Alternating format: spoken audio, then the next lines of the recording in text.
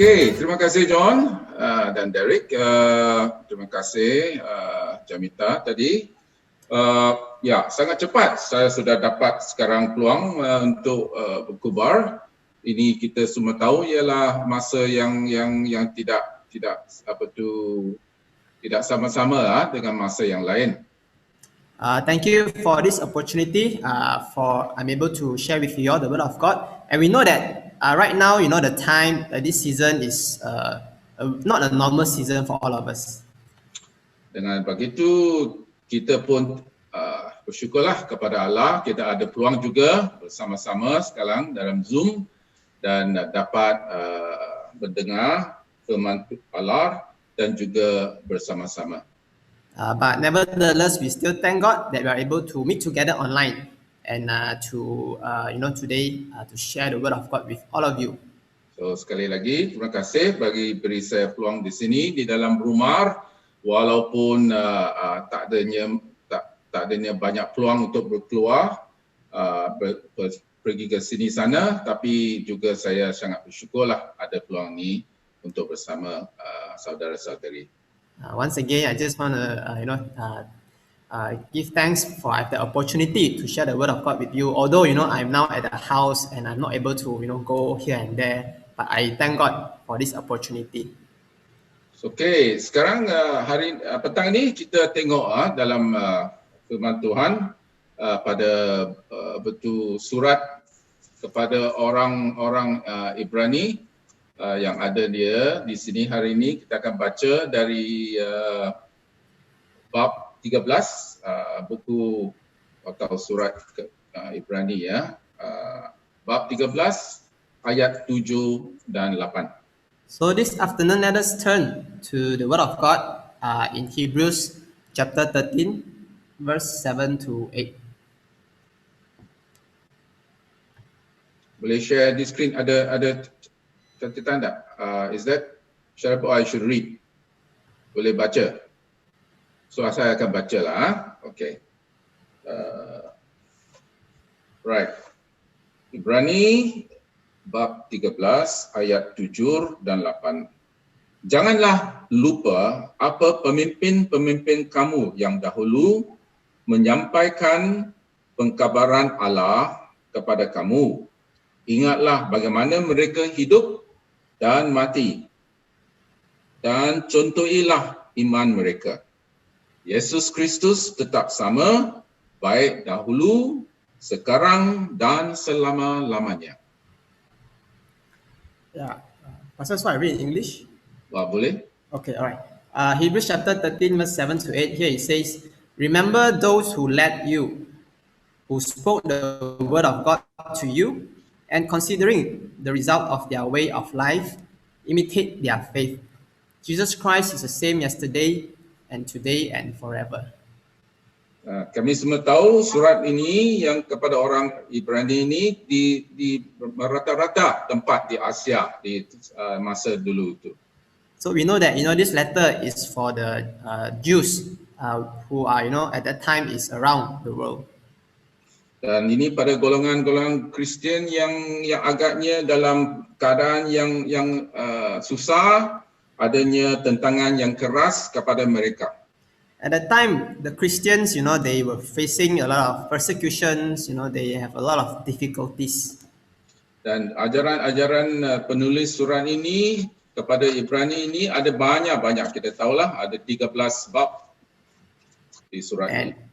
And there are a lot of valuable lessons that we can learn, especially in this the letter of Hebrew, where it has about 13 chapters. Tapi pada petang ini kita berfokus kepada ajaran yang nasihat dia yang terakhir. But this afternoon we want to focus on this last instruction that he has for the Jews. Sebelum ayat 7 dan 8 ni adanya di ayat 1, 2, 3 dan sebagainya, dia ajaran kepada kita sebagai Kristian mestilah adanya banyaknya kasih sayang, saling mengasihi satu sama lain. So before this verse 7 to 8, when we look at the verse 1, it says that we should have the love our brothers and sisters. Dan juga ajarannya untuk menyambut atau bersama memberi tempat tidur atau makanan pada orang yang asing, orang yang kita tidak tahu, orang yang datang untuk meminta pertolongan. And the author also said that tell the readers to offer hospitality even to the strangers. Itu bagus Temaja ya, hospitality ya, bukan pergi hospital lah, tapi hospitality ya, okey. Dan juganya kita mesti ingat pada orang yang dalam Kajang prison dan Sungai Buloh, penjara Sungai Buloh. So we have to also remember those prisoners in the Kajang prison or in the Sungai Buloh prison. Dan juga jaga dengan orang yang ada dalam deritaan dan macam mereka perasaan menderita macam mereka yang dalam sesuatu yang begitu. And those people who are experiencing a lot of difficulties, challenges in their life. So namun begitu kita tahu ini ajaran yang terakhir ini, nasihat yang terakhir ini ada berhubungan dengan macam mana kita bersama dengan orang yang lain. And this last instruction you also talk about how should we relate with other people. Ya, kita tahu sebagai seorang Kristian yang mustahil sekali kita mesti kasih sayang dengan Tuhan, dengan Allah dan juga dengan kita punya jiran. And you know that as a Christians, there are two things very important. That is our love to God and also our love to our neighbors. And so di sini kita nampaknya penulis surat ini mengatakan, jaga-jaga bagaimana kita berhubungan satu sama lain. And here we know that the author is trying to emphasize the importance of relating or taking care of one another. Ada juga dia kata macam mana kita mesti jangan hidup dikuasai oleh duit, oleh wang. And he also says that let us not be ruled by the love of money. Dan kita juga jangan mesti puas hati dengan apa kita sudah ada, kita mesti puas hati. And we have to learn to be grateful with what we have. Kerana penulis ini kata Tuhan selalu bersama kita dan selalu akan jaga kita. Because the author says that God is with us and He will always be with us. Dan Tuhan itu ialah penolong kita dan kita tidak akan takut. And God is our helper, therefore we shall not be afraid. Selepas itu saja kita dengar ayat yang dibaca hari ini. And now it leads to this verse 7 to 8. Ini ayat 7 kita tengok ialah dengan tujuannya ialah mengajar kita pasal pemimpinan. And here in verse 7 it says about leadership. Leadership. Pemimpin. Leaders. Kita tahu ini ialah satu perkara yang kita semua mesti berhati-hati. And we know that this is something that we have to be careful. Kita ada dengar banyak khabar, banyak cerita bila pemimpin-pemimpin yang tertinggi atau yang ada yang kita sokong itu bila mereka jatuh atau mereka parah, banyak orang akan susah. And we heard a lot of stories whereby those famous leaders, when they fall, it will affect other people as well, and it will cause difficulty to other people as well. Dan di sini firman kata jaga, jangan lupa. And here the word of God says, pay attention, be careful, do not forget. Pemimpin itu memangnya ialah sangat-sangat important ya, sangat-sangat mustahak. And leaders actually are very important. So apa ni pemimpin-pemimpin yang penulis surat ini dia nak kita jagakan? So what is the think that the author's trying to tell us to pay attention. Dia kata pemimpin kita mesti ikut ialah mesti pemimpin yang benar, yang betul. He's trying to say that we have to follow leaders who are truthful, who are righteous. So siapa itu pemimpin yang benar? And who are these leaders that is full of truth? Nombor satu, mereka mesti ialah pengkubar firman Allah. Firstly, they are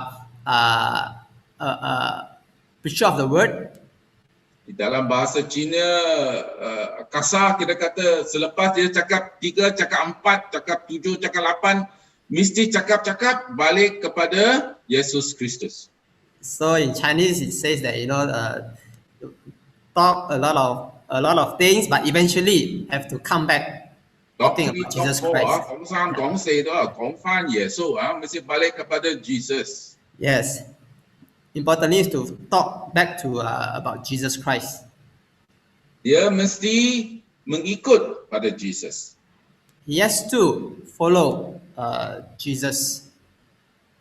Dia mesti seorang yang kenal pada Jesus. He has to be someone that knows, recognize who is Jesus. Dan mementingkan Jesus. And prioritize Jesus. Jesus pada pagi, Jesus pada petang, Jesus pada malam. Whether be it in the morning or in the afternoon or in the evening, he has to think about Jesus. Jesus sebelum tidur, Jesus selepas bangun. Before sleep or before you awake, you also have to remember about Jesus. Lebih baik mimpi pun mimpi Jesus. Better to dream about Jesus.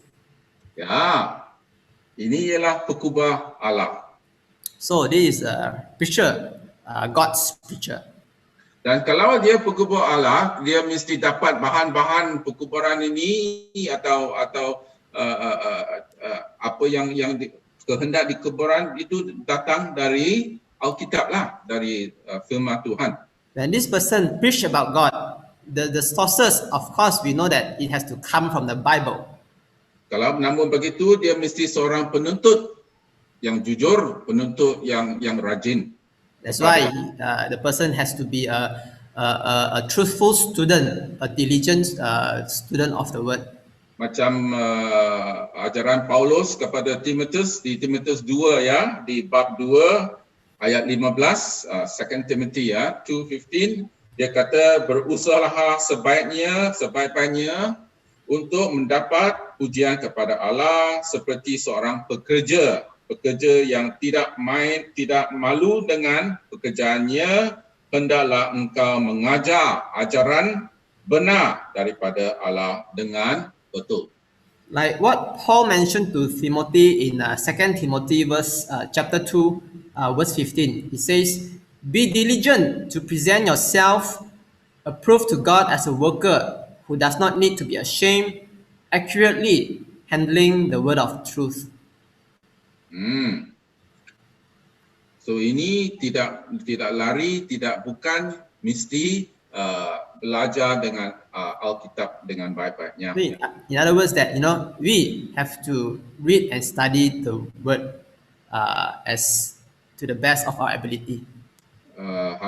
Petang ini sekarang di BCM, anda kebanyakannya penuntut di sana, kita tahu sekarang awak diberi peluang yang istimewa, peluang yang secukup-cukupnya untuk belajar dan belajar macam mana nak datang ke firman Allah dan boleh mencapai satu ajaran yang betul dan benar. So we know that in BCM, all of here are students, and we have this opportunity for us to be able to study the Word of God in order for us to accomplish, to understand eventually what are the meaning of the Bible. So ini ialah satu peluang yang kita ada, dan kita mesti dengan sengajanya, dengan secukup-cukupnya ambil peluang ini di bawah banyak guru-guru dan gereja-gereja, pemimpin-pemimpin di gereja untuk belajar dengan baik dan masuk dalam bukan akal saja dan dalam hati dan dalam kita punya hidupan. So we have to take this opportunity to really treasure this opportunity to learn from all the lecturers as well as our church pastors and leaders. And whatever that we have learned is not just in our head knowledge, but also in our heart as well.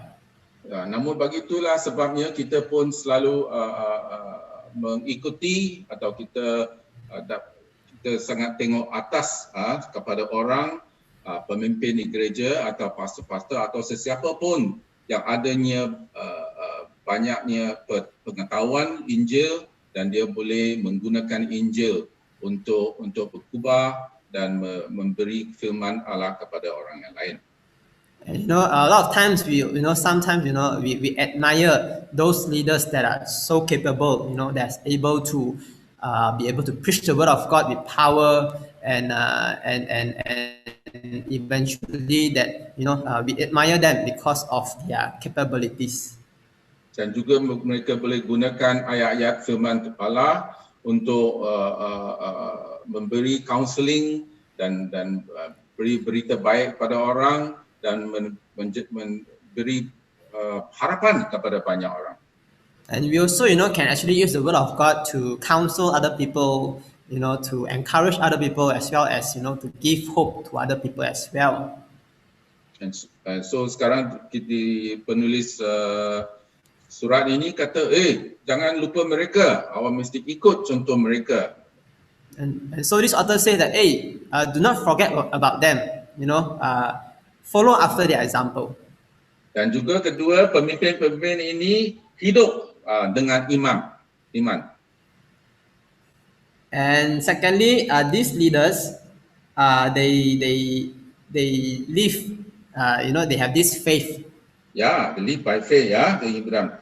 Dan dengan ini kita pun tahu di sini ini kehidupan dalam iman ini boleh dinampak dan boleh ditengok oleh orang. And we know that the faith that they have actually that we are able to see through their lifestyle, through the way that they live. Jadilah baiknya kita ada peluang berhidup bersama-sama di dalam kampus atau di dalam rumah-rumah yang kita boleh satu sama lain menggalakkan satu sama lain untuk bertengok macam mana kita boleh tengok kehidupan yang ada imam dan kita boleh digalakkan. So as we are staying together in the campus, let us encourage one another to live out our faith. Saya harap guru-guru ada di sana atau pastor-pastor atau orang-orang yang tertentu yang datang mengajar atau memberi pimpinan atau sayangi kita itu adanya kehidupan yang contoh-contoh yang kita boleh nampak, tengok dan kita boleh ikut dan digalakkan. And I also hope that the lecturers as well as invited pastors who teach in BCM, they will be able also to live out the faith so that it will be a good example for people to follow. Hari ini di gereja, di kalangan kehidupan kita hendaklah banyak contoh-contoh yang boleh mengajak kita untuk mengikut kepada Jesus dan juga menggalakkan kita untuk berdalaman dan hidup seperti seorang Kristian yang diajari di sini. And today, in churches, it's very important for us to live out that example, especially an example to follow after Jesus, so that people around us that they can follow after our example. Right, so saya nak harap anda tiap-tiap daripada anda adanya boleh adanya contoh-contoh ada orang-orang yang tertentu biar apa kita baca dari majalah-majalah ada buku-buku orang-orang yang jadi pemimpin yang bagus atau orang yang kita tahu di dalam gereja atau di tempat lain. Saya harap tiap-tiap orang di sini adanya contoh-contoh adanya orang example ya untuk kita boleh ikut dan kita boleh rasa kita adanya orang sedang mengajar kita. So I hope that all of us here, we have somebody that can be our godly examples that we can follow. That they have this godly influence that will just influence us. Bila saya seorang Kristian dalam seorang remaja di gereja ini sudah berapa tahun dulu lah. Sekarang awak tahu saya sudah 152 tahun ya. Saya tidak bukan. Ya, saya di remaja saya adanya jumpa seorang bukannya pastor. Ya, dia juga pastor, tapi seorang yang selama-lamanya bila saya jadi seorang Kristian, sudah tengok dia sebagai seorang pemimpin contoh saya, dan kerana begitu dia banyak tolong saya dan memberi saya banyak galakan untuk menjadi seorang Kristian, dan ini saya sangat bersyukur pada Allah. Back in my teenage years when I was a Christian, I knew somebody that is like a leader to me. Not exactly a pastor, but somebody who is like a leader to me. And because of his godly example, that his life has encouraged me a lot, inspires me a lot, and I'm actually very grateful for that. So ini orang ini bolehlah saya namakan kerana di kalangan di guru-guru atau yang lain dia tahu dia. Nama dia ialah Reverend Peter Young. And so this person is named Reverend Peter Young. Dia seorang datang dari England. He came from England. Bila dia di Malaya di sini, dia seorang missionary ya datang, dan dia datang sebagai seorang guru ajar di sekolah di Kuala Lumpur. And he was a missionary, and when he came to Malaysia, he taught as one of the teacher in one of the school in KL. Later, kemudian dia pun jadi seorang pastor di gereja Anglican. And then he became a pastor in an Anglican church. Dan juga dia, walaupun dia orang Inggeris, dia ambil kesempatan untuk menjadi seorang warga negara Malaysia. Although he came from England, but he took this opportunity to become a Malaysian citizen. Dan saya tengok dalam ajaran dia dan kehidupan dia memang selalu berkubah tentang Jesus, dan kehidupan dia selalu nak ikut Jesus yang saya baca di dalam Injil. And his teaching, he's always preach about Jesus, and even his lifestyle, his life, it reflects Jesus. Dia sangat rendah hati. He's a very humble man. Dan dia selalu meningkatkan nama Jesus. And he always lift the name of Jesus high. Bukan itu saja, dia berkubah Jesus yang memang ada di Injil. And not only that, he also preaches Jesus that is in the Bible. Semestinya di akhir-akhirnya kita tahu pemimpin-pemimpin ada juga yang akan jatuh. And we know, there are many leaders out there, somehow, maybe some of them they will fall. Dan pemimpin-pemimpin kebanyakannya walau dia ikut Jesus pun satu hari akan mati ya. Although even though these leaders they follow after Jesus, one day they will also die.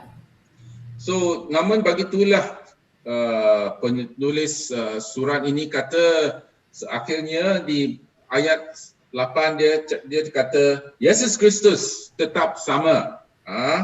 Baik dulu, sekarang dan selama-lamanya. But then in verse 8, the author says, Jesus Christ is the same yesterday and today and forever. So pemimpin-pemimpin yang ikut Jesus, bagusnya dia tunjuk kita pada Jesus. Yes, no doubt that these leaders who follow after Jesus, they are good example that follows after Jesus. Tapi pada akhirnya itu Jesus ialah pemimpin kita yang kita mesti ikut. But at the end of the day, the most important leader that we have to follow is Jesus himself.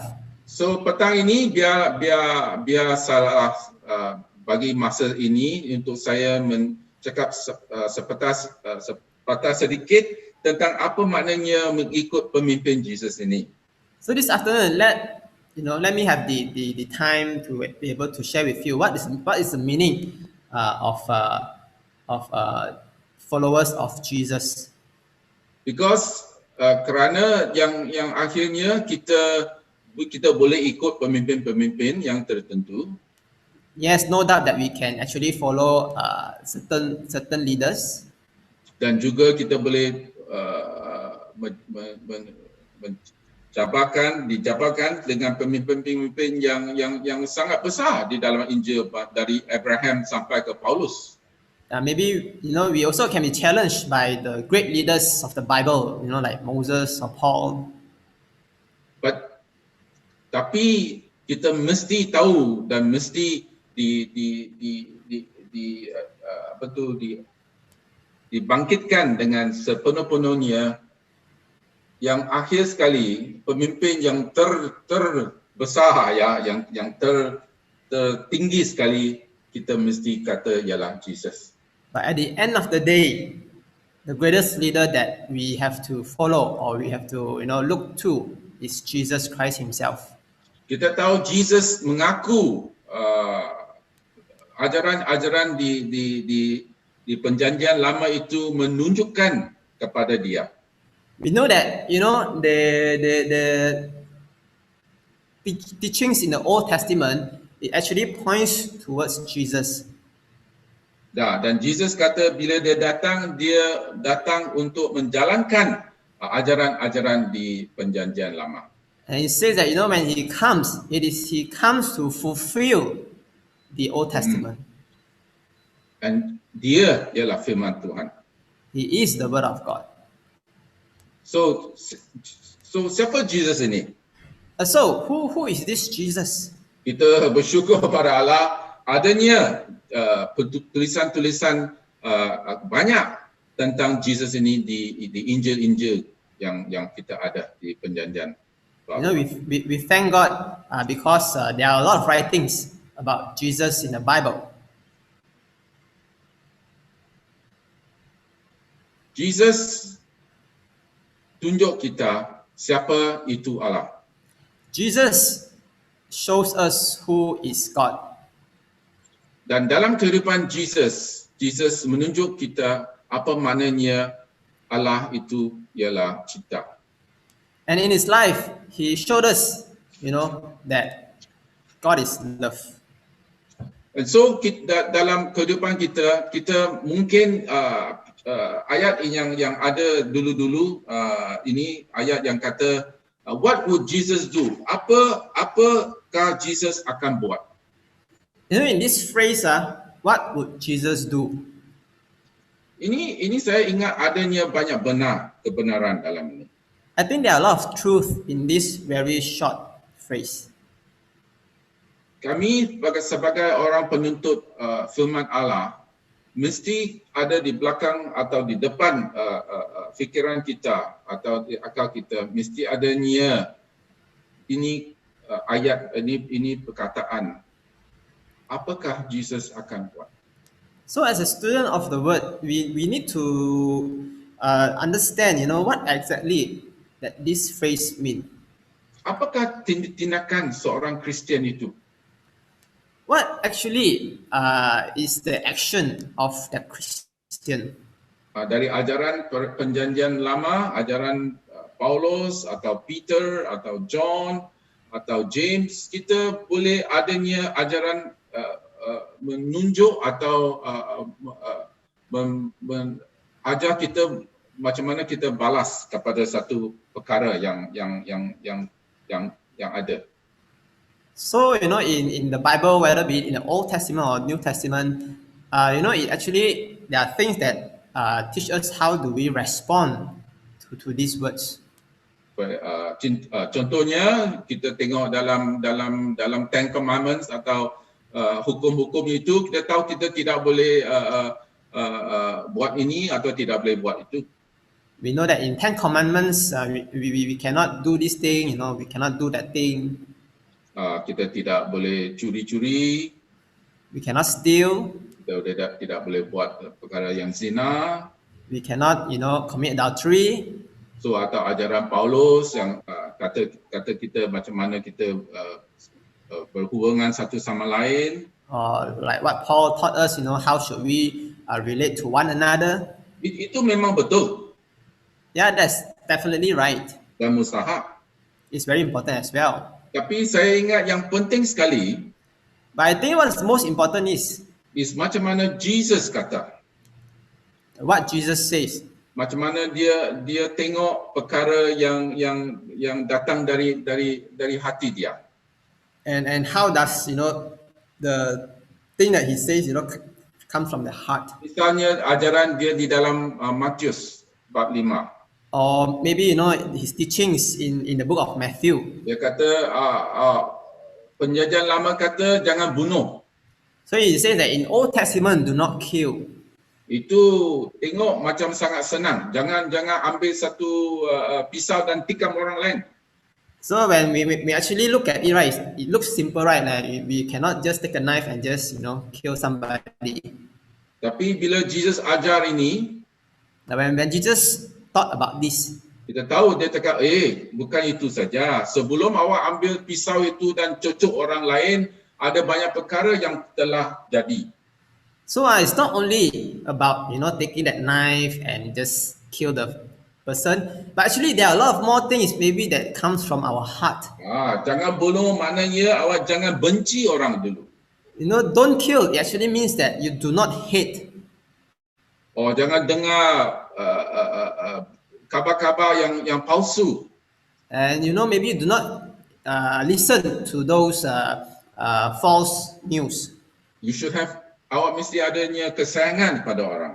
We have to have that love for people. Kalau awak itu benci atau di kabar-kabar itu akan besar-besar satu hari awak akan sangat marah sampai awak ambil itu pisau dan awak cucuk orang itu. If you have that hate in you at the very beginning and after hearing all these negative things, maybe one day you will actually take a knife and just. Sebagai pemimpin, sebagai seorang yang tengok pada Injil, kita mesti ingat pada macam mana Jesus akan ingat pada ini atau fikir pada ini atau buat pada perkara ini. So as a leader who read the Word of God, we have to understand, to know how exactly Jesus think or say or what he will do. Tengoklah kehidupan Jesus. Look at the life of Jesus. Hari ini kita tidak ada banyak masa sangat. Today we don't have a lot of time. So saya akan pergi ke satu di tempat yang Jesus bila dia balik ke kampung dia diajak untuk menceritakan apa makna dia, apa tujuan dia menjadi seorang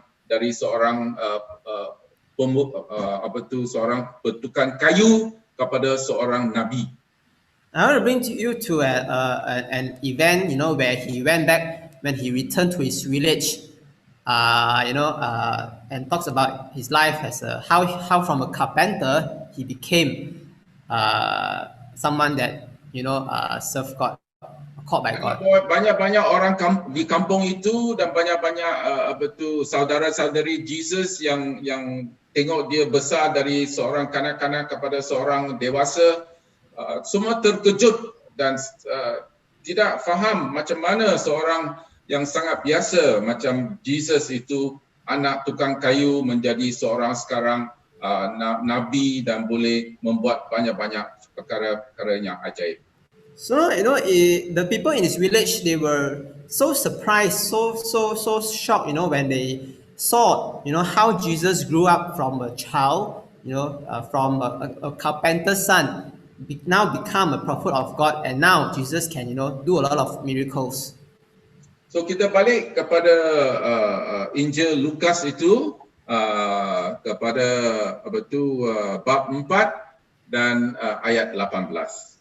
We're going to turn our attention to Luke chapter 4, verse 18. Ya, di sini Lukas ada di dalam gereja atau di sinagog itu, dan dia cari naskah Isaiah itu, Yesaya itu, dan dia baca dari Yesaya, dan inilah dia sekarang di Lukas bab 4 ayat 18. Dan dia baca, Roh Tuhan ada padaku, dia telah melantik aku supaya mengkabarkan berita baik kepada orang miskin. Dia mengutus aku supaya mengumumkan pembebasan kepada orang tawanan, kesembuhan bagi orang buta, dan kemerdekaan bagi orang yang tertindas. And in this passage, it talks about, Jesus, at that time he was in a synagogue in Nazareth, and the scroll of Isaiah was given to him, and he read the scroll, and here it says in verse 18, "The Spirit of the Lord is upon me, because he anointed me to bring good news to the poor. He has sent me to proclaim release to captives and recovery of sight to the blind, to set free those who are oppressed, to proclaim the favorable year of the Lord."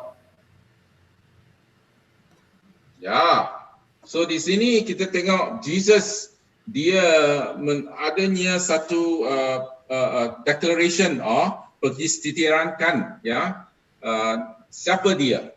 So here you can see, one of the declaration who Jesus is. Dia kata ini semua sudah tulis di dalam tulisan Yesaya. It says that, this scripture has been fulfilled. Ini sudah ditulis lebih 700 sebelum saya dilahirkan, Jesus. This scripture, it has been written over about 700 years ago, before I was born. Dan dia ini ialah satu definisi kepada seorang yang akan datang, bukannya seorang saja, tapi seorang yang Allah sudah panggil. And this is like a prophecy, is a prophecy of whom that God will eventually call. Ini ialah Messiah. This is a Messiah. Dan ini ialah tujuan dia. And this is his purpose. Dan ini ialah pekerjaan dia. And this is his mission. Ini ialah apa dia disuruh dia akan buat. And this is what he was called to do. And so di sini kita tengok Jesus kata Roh Tuhan ada padaku dan dia telah melantik aku supaya. And here it says that the Spirit of the Lord is upon me and he has anointed me. So seorang pemimpin di sini, Jesus, pemimpin yang tertinggi, dia mesti pergi kabarkan berita baik kepada orang miskin. And Jesus, as the greatest leader, he has to bring good news to the poor, Kepada orang yang ada di penjara, to those who are in a prison, kepada orang yang buta, yang OKU, yang adanya masalah yang sebegitu. to those who are blind, who are OKU, who have a lot of problems. Dan beri kemerdekaan kepada orang yang tertindas. And free the oppressed. So bila kita tengok kehidupan Jesus tiap-tiap hari, ini ialah sebab-sebabnya. Bila kita baca kebanyakan perkara-perkara yang Jesus buat, perkara yang ajaib, perkara yang sembuh orang dan bersama-sama orang yang sangat bawah di tangga sosial, orang yang tertindas, orang yang tertentu, inilah sebabnya. So, here is the life of Jesus, that we can see that, although he is a very great leader, But his mission is to, go down and, bring good news to those who are at the low section of the society. Dia memang ada satu hati yang sangat ada banyaknya keperhatian kepada orang yang tertentu. He has a heart that is full of compassion. Ini ialah Jesus original. This is the original Jesus. Inilah Jesus yang dulu. This is the Jesus, the past Jesus. Yesterday Jesus. Yesterday. Ya, kerana ini sudah 2000 tahun. Because this already about 2000 years ago. Tapi kita baca di surah Ibrahim kata Jesus itu tetap sama. But we know that in Hebrew it says that Jesus is the same. Dulu begitu. Yesterday he's the same. Hari ini begitu. Today he's also the same. Kalau kita ikut pemimpin Jesus ini, so if we follow after these leaders, kita tidak boleh lari jauh sangat daripada kelakuan begini.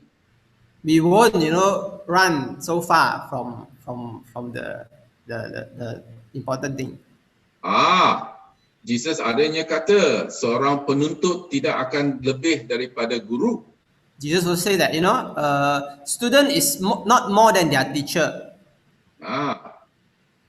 Dan seorang hamba tidak boleh lebih daripada tuannya. And a servant is not more than their master. Rakan-rakan di sini, saudara-saudari. Yes, my brothers and sisters. Kalau awak betul-betul ikut Jesus of Nazareth ini, if you truly follow after Jesus of Nazareth, kita punya kelakuan, our attitude, berhubungan kita dengan orang yang lain, in relating with one another, mestilah adanya contoh-contoh begini. Must have all these things that is in the Bible. Ya, of course, kita punya saudara-saudari, kita punya keluarga, kita punya jiran, kita punya penuntut yang lain. Ya, kita sama-sama taraf agaknya.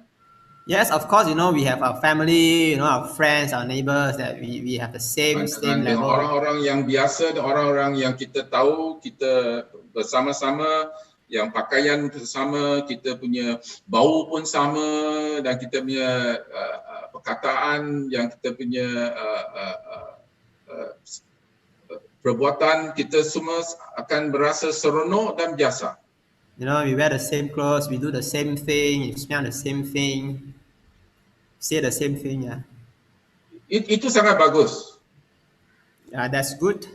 Kita rasa senang hati. We feel glad. Kita boleh berinjil sama satu lain. We evangelize to other people.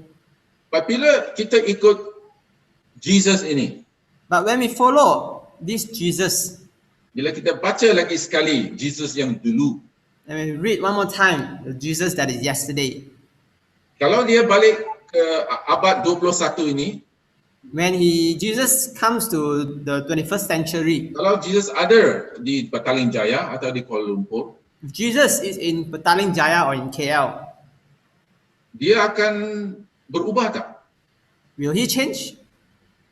Ingat sikit. Remember one more time. Mungkin dia akan berbahasa dalam bahasa Melayu atau bahasa Cina atau bahasa India.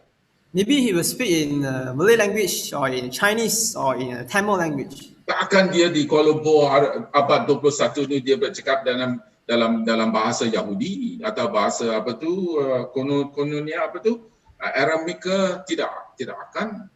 Cannot be, when he was in KL, he will continue to speak in Hebrew or in Aramaic.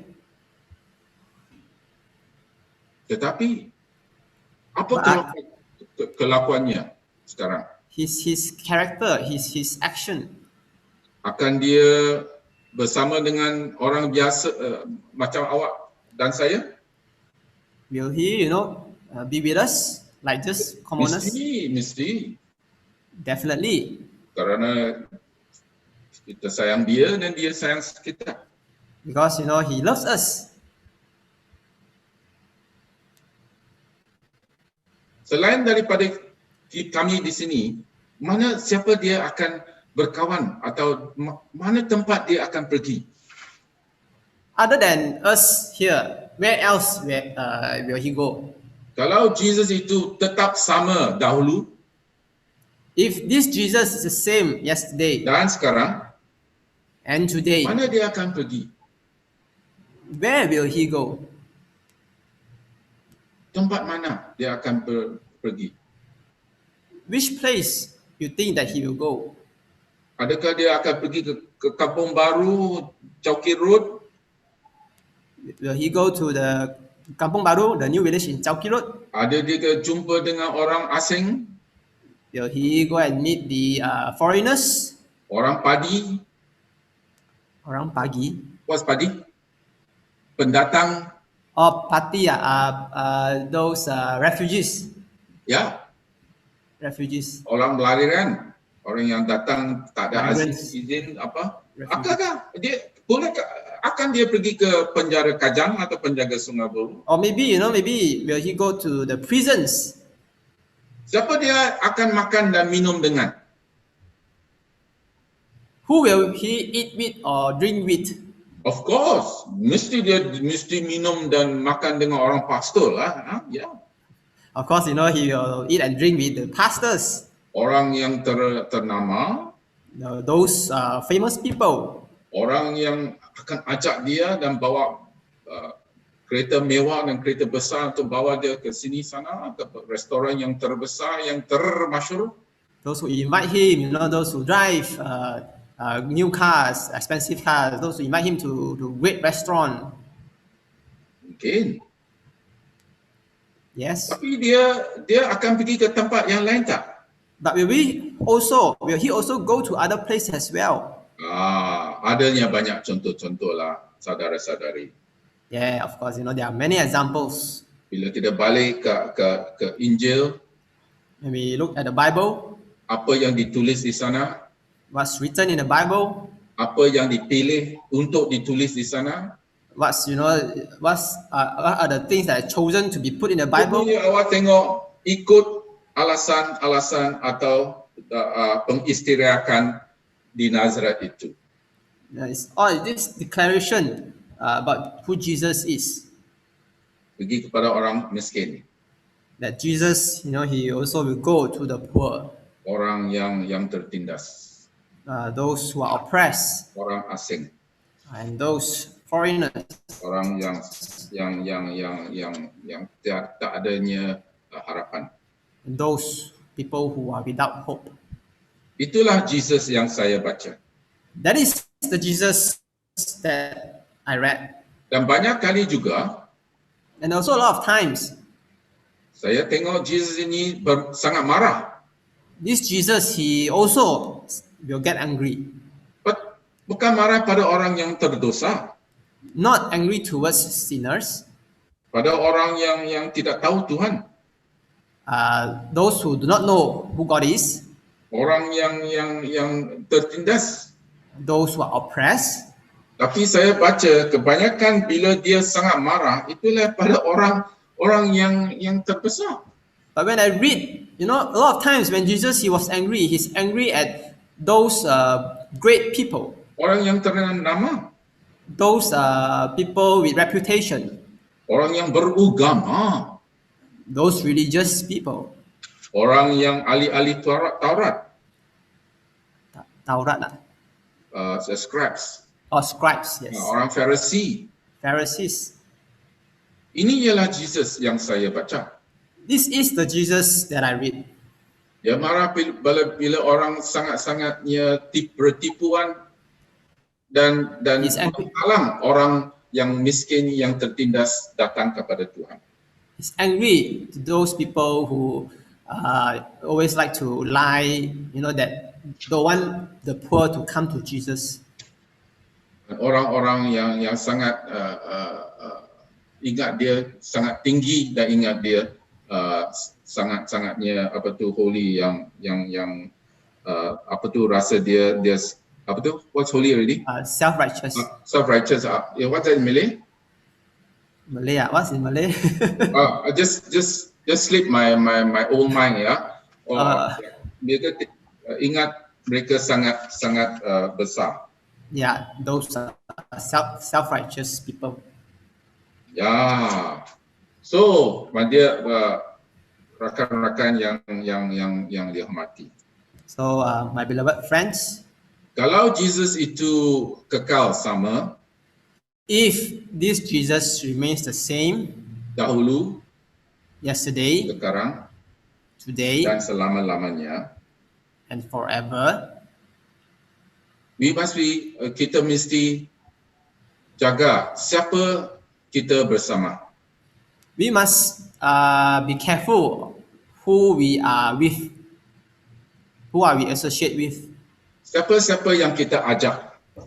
Those people who we invite. Siapa-siapa yang suka ikut kami. Those people who like to follow us. Jesus awak tengok di banyak bab, mungkinnya bab Lukas 15, banyak orang yang terdosa, banyak orang yang sangat rendah dan dibenci oleh orang lain, banyak masyarakat yang macam masyarakat sampah itu, dia yang suka Jesus. You know, in Luke 15, we can see that a lot of oppressed people who are poor, who are without hope, they like to follow Jesus. Orang yang teruk sekali, pemungut cukai or the tax collectors, mereka yang suka Jesus. Even the taxpayers, they like to follow after Jesus. Not taxpayers, tax collectors. Tax collectors. Sorry, tax collectors. Ya. Tetapi yang orang yang beragama, yang orang yang berilmu, orang yang terbesar, orang yang ada banyak nama-nama berpangkat-pangkat, mereka ialah jadi musuh Jesus. But people, who are self-righteous, who are religious, who are egoistic, who have high reputation, they are the ones, they are the enemies of Jesus. Jangan salah sangka saya lah. Saya bukan kata semua orang kaya atau orang yang beragama itu semua ini ialah betul musuh Jesus. Tidak.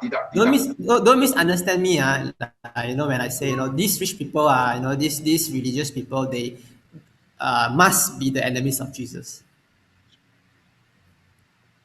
Akhirnya, at the end of the day, gereja Yesus Kristus. Gereja Jesus. At the Church of Jesus Christ, mesti adanya orang-orang yang datang dari merata-merata tempat. It must be people that is from all over the place. Merata-merata bangsa. All races. Merata-merata taraf di dalam. All kinds of status in the society. Dan kita sebagai pemimpin. And we as leaders. Kalau kita nak mengikut pemimpin-pemimpin yang lain. If you want to follow after other leaders, mereka mesti adanya kelakuan dan sifat-sifat Jesus yang kita baca di Injil. These leaders, they must actually possess the qualities or the character that Jesus has, which we have read just now. Adanya penyayang. They must be compassionate. These leaders they must be compassionate. Mestinya ada keadilan. These leaders, they must be righteous. They have sense of justice. Dan mestinya ada belas kasihan. They must have a heart that is compassion. Ini merciful. Ini tidak boleh lari daripada seorang Kristian. This cannot escape from a Christian. So saya harap saudara-saudari, I hope that brothers and sisters, kita ialah seperti satu magnet atau apa tu magnet yang akan memberi jalan pada orang yang tertentu, yang rendah, yang tertindas, yang miskin datang kepada Jesus ini. We are like a magnet, a very big magnet that attracts people to come to follow after Jesus. Bukan saja orang yang cantik, yang wangi, orang yang kaya, orang yang biasa sangat, atau orang yang tengoknya di wajah di luar sangat bagus atau cantik. Not just people that appears nice at the outside, who are good or rich or nice people. Saya harap I hope wajah yang saya sudah catatkan dengan tentang Jesus yang dalam Injil ini the face that I try to describe about Jesus in the Bible akan jadi kehidupan kita. will be in our life. That kita punya hati selalunya adanya kesayangan ini dan adanya keadilan ini. Jesus. Our heart will always have this love for people and sense of justice for these people. Dan penginjilan kita mesti dalam perkataan kita dan juga kelakuan kita. And our preaching and our evangelism, it must tally with what we say and how we walk. Saya harap dan doa kita boleh ikut pemimpin yang tertinggi ini, kita punya Jesus yang kekal sama dahulu, sekarang dan selama-lamanya. And I hope that I pray that all of us will continue to follow the greatest leaders of all, that is Jesus Christ, who is the same yesterday, today, and forever. Amin. Amen.